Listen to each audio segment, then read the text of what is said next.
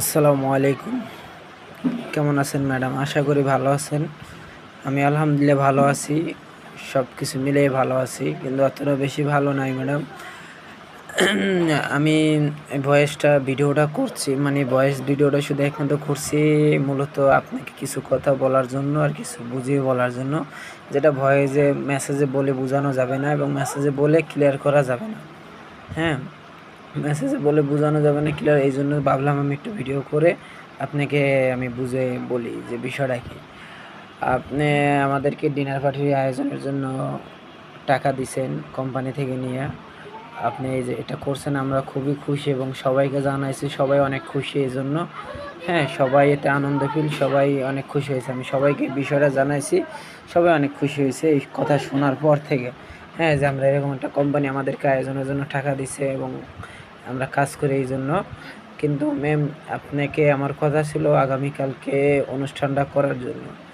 এখন ম্যাম, আপনাকে এই ভিডিওটা করার উদ্দেশ্যই হলো এই জন্য যে আপনি আমাকে কালকে করতে বলছেন, কিন্তু ম্যাম আমি সবাইকে ইনভাইট করছি, কিন্তু সবাই এখন একটু বিজি। আর আপনি এখন জানেন সবাই একটু বিজি। আপনি এটাও জানেন যে আমাদের আর 15-20 দিন পরে ঈদ। 15 দিনে ঈদের বাকি আছে মনে হয়, সম্ভবত এও নাই নাকি কয়দিন আছে, এরকম আছে। আমাদের ঈদের বাজারে সবসময় আমরা সবাই কর্মী, মানে সবাই কাজ করি তো বিভিন্ন জায়গায়। কেউ ব্যবসায়ী, এখানে যারা কাজ করি কেউ ব্যবসায়ী, কেউ কর্মজীবী, কেউ কোথায় না কোথায় কাজ করে। সবাই বিভিন্ন কাজে কাজ করে। আমি তো সবাইকে এটা হাতে টাকা পাওয়ার পর সবাইকে আগে থেকেই তো ইনভাইট করে রাখছি, আগে থেকে আমি জানাই রাখছি, কিন্তু আস্তে আস্তে যে কোনো কারণেই কথা বলতে বলতে লেট হয়ে গেছে অনেকটা। তো এখন সামনে ঈদ চলে আসছে, ঈদ চলে আসার কারণে এখন আমাদের ঈদের বাজারে সকলেরই কাজ অনেক চাপে থাকে। যারা ডিউটি করে, চাকরি করে, তাদের চাকরি অফিস সব কিছু খোলা থাকে। যারা কোম্পানিতে জব করে তাদের কোম্পানিও খোলা থাকে, কোনো সাপ্তাহিক বন্ধ থাকে না এবং কাজের চাপ অনেক বাড়াই দেয়। এবং যারা গার্মেন্টসে চাকরি করে তাদেরও কাজের চাপ অনেক বাড়াই দেয়, এবং সেটা আপনি জানেন। এবং এই বাংলাদেশে যেরকম ঈদের 10-12 দিন আগে থেকেই সব কিছু খোলা থাকে, এটা জানে। তা আমি এই জন্যই ভিডিওটা করছি আপনার হলো মূলত। আমি সবাইকে ইনভাইট করছি, ইনভাইট করার পরে এখন অনেকেই ম্যাম আসতে পারতেছে না, কাজের চাপের জন্য তাদের ফ্রি হচ্ছে না, তারা সময় দিতে পারতেছে না। কেউ আমার থেকে কিছুটা দূরে আছে, কেউ আমার পাশে আছে। হ্যাঁ, আমার এই যে নিয়ে 31 জন লোকের জন্য যে টাকাটা দেওয়া হয়েছে, যে টাকাটা আপনি দিচ্ছেন আপনি কোম্পানি থেকে, এখন আমি এখানে যে কালকে আয়োজনটা করব, করার পর ম্যাম আমি কালকে সবাইকে ইনভাইট করছি, সবাই আসতে পারতেছে না। সবাই বলে আমার হাতে সময় নেই, আমরা কাজ করতে আছি, কাজে কোনো ফ্রি পাচ্ছি না, সময় ব্যস্ততা অনেক বেশি। এখন কেন করলে ঈদের পরে করো, আমরা সবাই সাপ্তাহিক ছুটি থাকে, সবাই একটা আমাদের সাপ্তাহিক ছুটি থাকে শুক্রবারে। তা আমি এই জন্যই শুক্রবারে আয়োজনটা করতে চেয়েছিলাম, কিন্তু সেই শুক্রবার চলে গেছে। এখন আমাদের সবাই বিজি, এখন কেউ ম্যাম ফ্রি পাচ্ছে না, সবাইকে আমি বলছি কেউ ফ্রি পাচ্ছে না। আমি 30 জন লোককে ইনভাইট করছি এবং আরও বেশি, তাই 30 জন লোকের ভিতরে মাত্র 15-12 জন লোক আসতে পারবো, আর বেশিরভাগ লোকই তারা আসতে পারবো না। কারণ ঈদের পর ছাড়া তারা পারতেছে না, এখন অনেক কাজের চাপ, তারা সময় দিতে পারতেছে না। আর যদি তাদেরকে আমি জোর করে আনিও এবং জোর বাধ্যতামূলক করি তাহলে আসবো ঠিকই, কিন্তু ম্যাম তারা বেশিক্ষণ সময় দিতে পারবো না। এই জন্য আপনার কাছে আমি এই ভিডিওটা ভয়েসে বলে, মানে মেসেজে বলে কুলাতে পারবো না দেখে ভয়েস ভিডিও করছি। তা আমি চাচ্ছি ম্যাম এই অনুষ্ঠানটা ঈদের পরে করতে, যেহেতু প্রত্যেকেই ঠিকভাবে সময় দিতে পারতেছে না। এই জন্য আমি ঈদের পরে এটা করব। ঈদের পরে এই কারণে করতে চাচ্ছি, আমি দেখেন এখনও কিন্তু টাকাগুলো উঠাইছি না, এখনও অ্যাকাউন্টে টাকাগুলো আছে, আমি তুলিনি এখনও টাকাগুলো। আপনি যদি আমাকে বলেন তাহলে তুলবো, নাহলে যখন করব তখন তুলব। আপনি কোম্পানি থেকে বলছেন, আমি জানি যে অমুক তারিখ ডেট দিচ্ছেন, এটা আমি জানি। কিন্তু ম্যাডাম একটা জিনিস একটু চিন্তা করে দেখেন, বা আপনিও একটু ভেবে দেখেন, এখন ঈদের বাজারে সকলেরই কাজের চাপ একটু বেশি থাকে, আর সকলে একটু বিজি এখানে বেশি থাকে এই সময়টাই, এটা আপনি জানেন। তা আমি যাদেরকে নিয়ে কাজ করি তারা বেশিরভাগ মানুষই কর্মজীবী। হ্যাঁ, কেউ ব্যবসায়ী, কেউ কর্মজীবী, তাই বেশিরভাগ মানুষ এখানে সময় দিতে পারতেছে না। তা আমি 10-12 জন লোক নিয়ে অনুষ্ঠান করে তো কোনো ফায়দা হবে না। আর এই জন্য আমি ঈদের পরে এটা করতে চাচ্ছি, এটা আপনার কাছে আমার আবেদন। এটা কীভাবে ঈদের পরে করা যায় এই ব্যবস্থাটা আপনি করে দিবেন।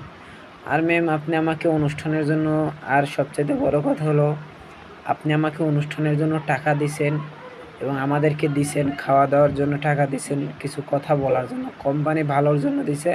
কোম্পানি শুধু আপনার টাকাটা দিচ্ছেন। আমি এরকম অনুষ্ঠান করতে চাই না ম্যাম। আমি আপনাকে আগেও বলছি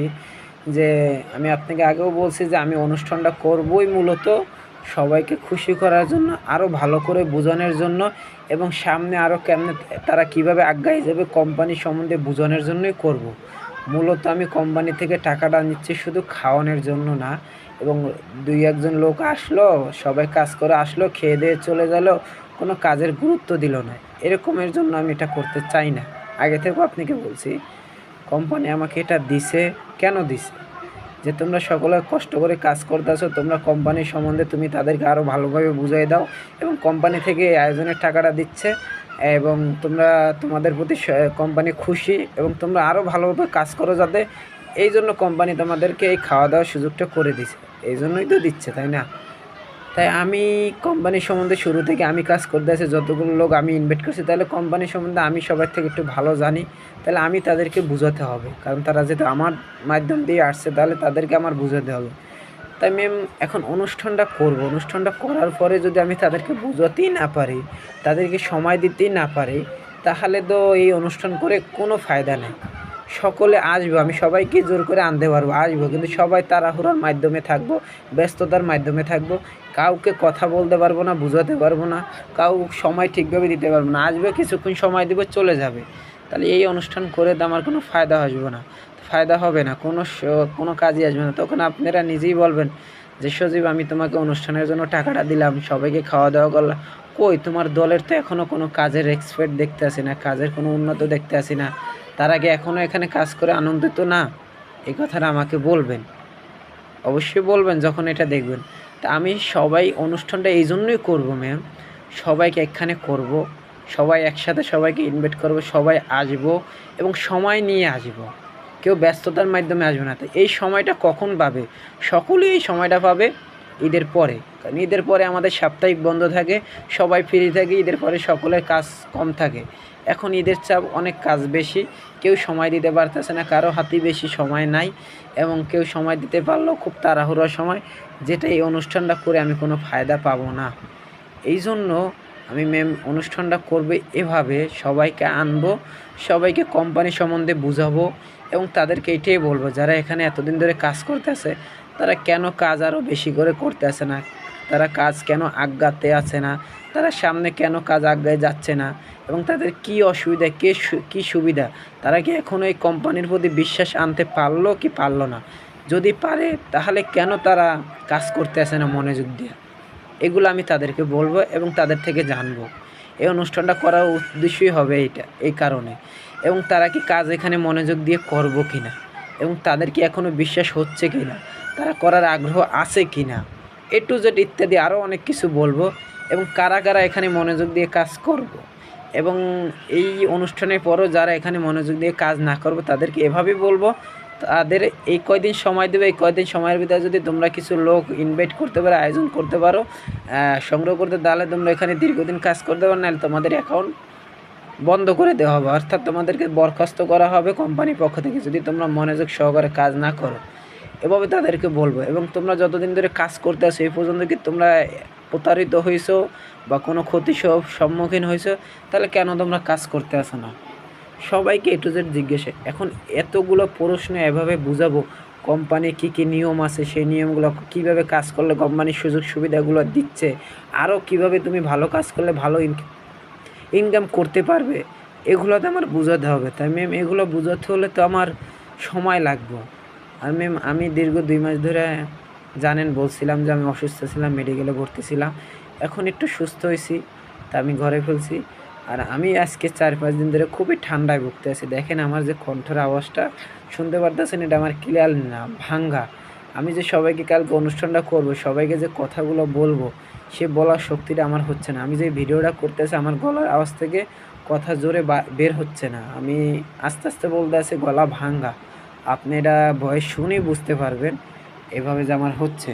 তা আমি কীভাবে, তাই আমি নিজেও ম্যাম তাদের যেমন আমি নিজেও সময় পাচ্ছি না, আমি নিজেও খুব কাজে ব্যস্ততার মাধ্যমে এই সময় অনুষ্ঠানটা এটা করার জন্য একটু সময় দরকার। সবাইকে ইনভাইট করতে হবে, সবাইকে একখানে করতে হবে এবং সকলে মিলে আনন্দ সহকারে এই অনুষ্ঠানটা করতে হবে। আমরা যদি খালি এই ক্ষণিকের জন্য এটা করি, এটা কোনো ফায়দা হবে না ম্যাম। তখন আপনি আমাকে দু একটা কথা বলবেন যে কেন সজীব এরকম হচ্ছে, তুমি এত কিছু করার পরও তুমি কিছু করতে পারতেছো না। তা ম্যাম আমি এটাই আপনার কাছে এই ভিডিওটা এই কারণেই করছি, আমি চাচ্ছি এই অনুষ্ঠানটা ঈদের পরে আমরা আরও ভালোভাবে করব। ঈদের পরে সবাইকে নিয়ে অনুষ্ঠানটা করব এবং হলে সবাইকে ভালোভাবে বুঝাবো। এই জন্য আমি এই অনুষ্ঠানটার ডেটটা পৌঁছাইতে চাই, ঈদের পর থেকে করতে চাই। এখন আপনি আমাকে কি বলেন?